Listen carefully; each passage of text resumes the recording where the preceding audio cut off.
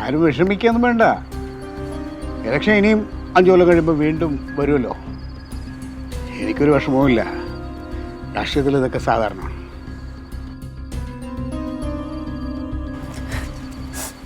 ക്ലീറ്റ ചേട്ടാ ഫോട്ടോ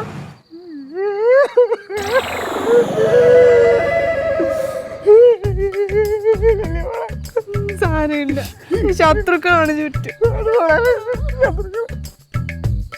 പ്രവർത്തകരെല്ലാം ആകെ ടെൻഷൻ അടിച്ചിരിക്കുവോ? കാര്യം ഇലക്ഷൻ ഇത്ര ദിവസം മുമ്പ് വരെ മച്ചമ്മയുടെ പേര് MP സ്ഥാനത്തേക്ക് പറഞ്ഞിട്ട് കേന്ദ്രത്തിൽ നിന്ന് പെട്ടെന്നൊരു മാറ്റം വന്നപ്പോൾ ആർക്കൊന്നും മനസ്സിലായിട്ടില്ല. ഇതറിഞ്ഞ RDP-കാരവിടെ പടക്കം പൊട്ടിച്ച് ഭയങ്കര ആഘോഷമായിരുന്നു. ഞാൻ നേർന്നിട്ടുണ്ട് ഭ്രാന്തകുഴി വെച്ചന്. തല പൊട്ടി തെറിക്കും ആരുടെയാണെങ്കിൽ. ഇവിടെ അവരെ കരയാതെ കൊണ്ടുവന്ന പാട് എനിക്കറിയാം.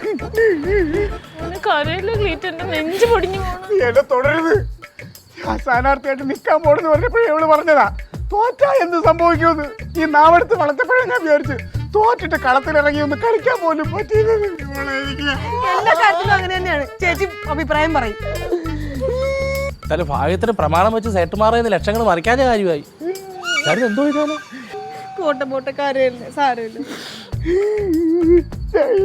ആളുകളെ പോത്ത് നോക്കും, പാർട്ടിയിലെ അടികളെ പോത്ത്. സമാധാനായിട്ടിരിക്കും. ചെല്ലുപോയി ഉടുപ്പൊക്കെ മാറ്റി.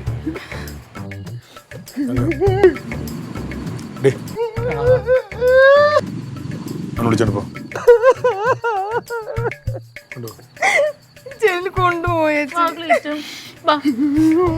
വിഷമിക്കല്ലേ, ഞാൻ നല്ല മണിപ്പുട്ട് ഇഷ്ടമുള്ളത് ഉണ്ടാക്കി വെച്ചിരിക്കുന്നു.